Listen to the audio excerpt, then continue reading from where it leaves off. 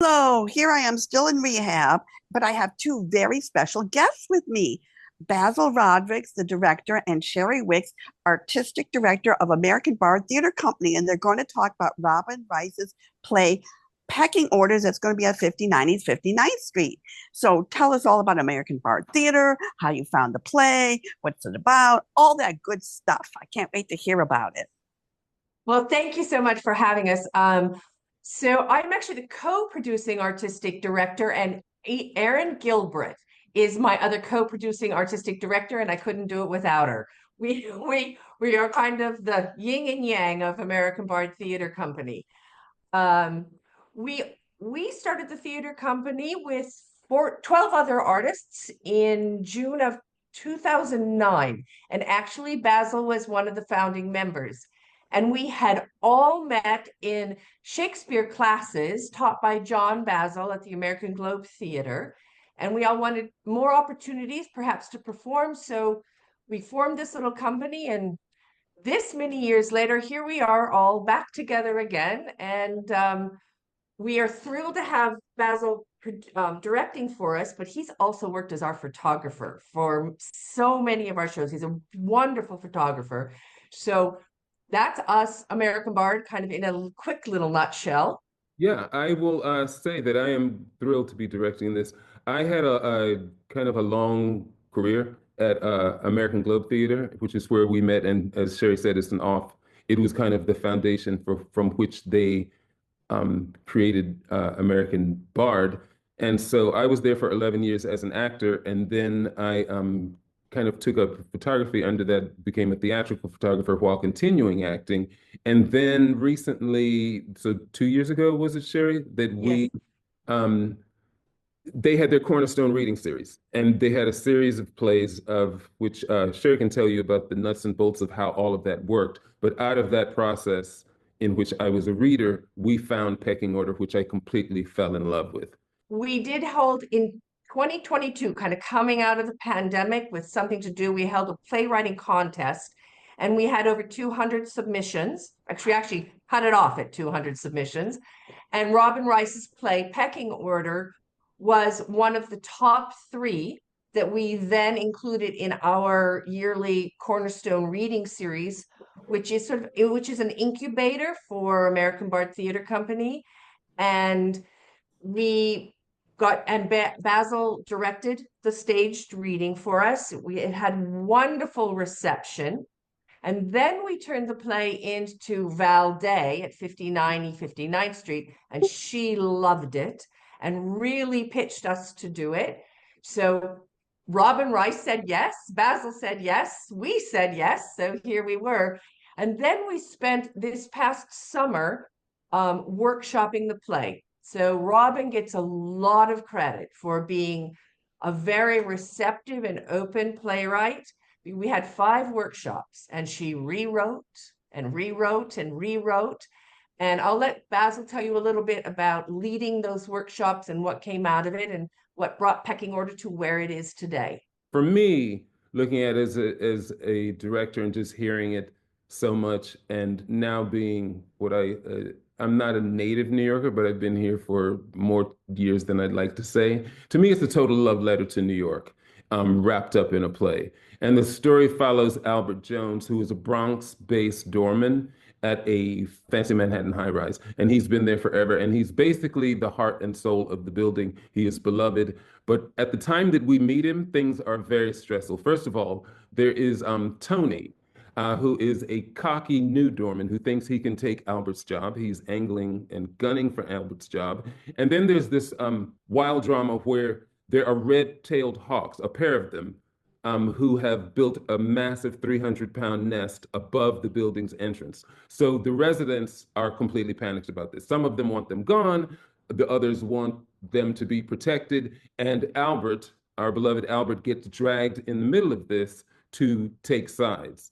Albert is able to cope with all of this because he's a huge bird nerd, or he's a birder.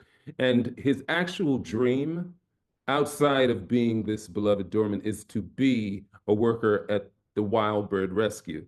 And what really eats at him is that he can't leave this dormant job to become a worker and work with these wild birds at Wild Bird Rescue because his chief, um, the thing that is really that moves his life, his chief, what's really happening is that he has the sick sister in the Bronx who he's very much responsible for as the sole caretaker. So all of these things are tugging at him. He's got like the residents of the building dragging him into this brouhaha about these birds. He's got this new doorman who's trying to push him out of a job, and he's supporting his sister.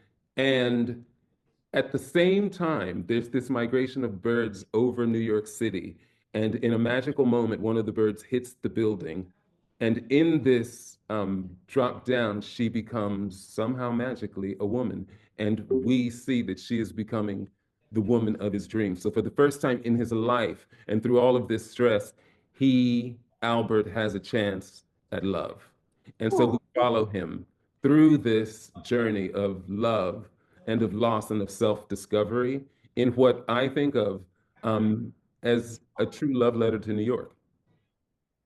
Oh, it sounds wonderful. I can't Yeah, wait I to see it. really I love it. And Cheri had mentioned that Robin Wright was it is in the form that it is because she was so open to workshopping the play. And a lot of playwrights don't want you um um touching their work. Changing a word. Yeah, changing They've the written word. it. But number one, American Bard was very supportive and very supportive of my idea um to to workshop the play. And when I say workshop the play, I'll tell you exactly what I mean. Robin is a woman of means and a white lady who has written very specific African American characters at the center of this drama, who are even more specifically of Dominican descent located in the Bronx. Serendipitously, right after I had workshopped the play, I had gotten a job in the Bronx teaching photography for 2 years. And I thought, yeah, we've got to make this just much more authentic to the way that a brother and sister would speak in the Bronx. Because the beauty of it, and I'm of the belief that anyone can write about anything, but you have to become informed. So the human motivations were always there. The relationship between a brother and sister and the beauty of that, they were always there. It just needed to be finessed in that true Dominican style, that like incredible Dominican style. And so that's what some of the workshops this summer were about.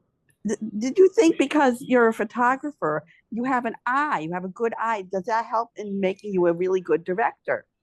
It absolutely gives you a great eye for a number of things. And I don't want to get too much in the weeds about acting and stuff, but mainly there are many things. But in terms of working with actors, it's a photograph can always capture energy going out and into the audience and where the eyes are. And in the end of the day, people are paying money. They are buying tickets because they want to see your face, they want to see your eyes. So there's a lot of stage technique in making sure that that happens and that people aren't looking down, that they're not upstaging themselves, that being a photographer helps with. It also helps with the visual and the balance of the stage. And a lot of times in my job, it's not just photographing. A lot of the work is post-shooting. There's a lot of correction of so lighting and making the stage beautiful that has to happen. And so I'm very aware um, of working with people to create as beautiful a stage as we can, which American Bard is very, very um, hands-on about that as well too. And it's Yeah. going, and people get to see it January 29th till February what? 15th. 15th at Yeah. 59 East 59th Street. Yes, the Right. 15th. I don't think it's the cat out of the bag. We have many nights that are sold They're out. The sold out. 15th is sold out, so please come. It is so much fun. Both the matinees have sold out, and several of the evenings have sold out. It's a 7:30 curtain. It's a 90-minute no intermission show.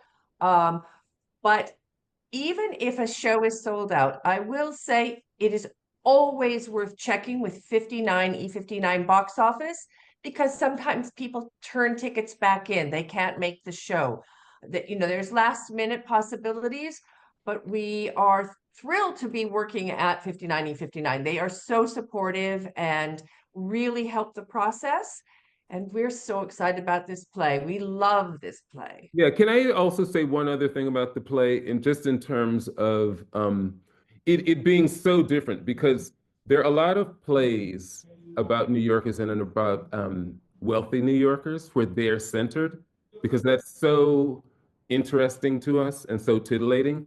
But it's very interesting to me that Robin was able to create a play in which these working class New Yorkers are centered in the play, and then around them is the kind of the glitz and the glamour that is in support of their story. And that is so really, really unusual, very, very difficult to find.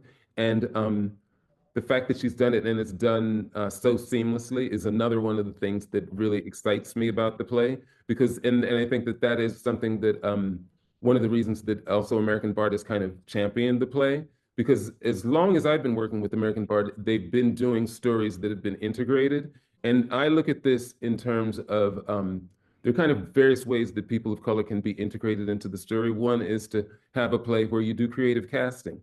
That requires a lot of adaptation on the actor's part. And then to me, a higher level of that is, oh, we've written a character for a person of color, and it's in support of a white story, of a non of this other of a white story, for lack of for an unpoetic way of saying it. But this for me kind of hits the highest level of integration, in that it is there are fully realized people of color in a demographic that truly represents New York. We have the New York um, we just have New Yorkers all over, all throughout the demographics of this. Like, we've got the New Yorker influencer, and we've got the New York bada bing doorman, and we've got the really like the beautiful Latina woman in the Bronx, and we've got her hardworking brother in Albert, our lead. And who else do we have? We have We have Bootsy. She's a yes, former Broadway star we've got trying to Bootsy. get back, trying to get We've back into a exactly. show. And so it's just a great slice of New York. And all of that frames this very, very real story between these people of color. And so that's another reason why I love it. And I thought that it was really important that this play get done.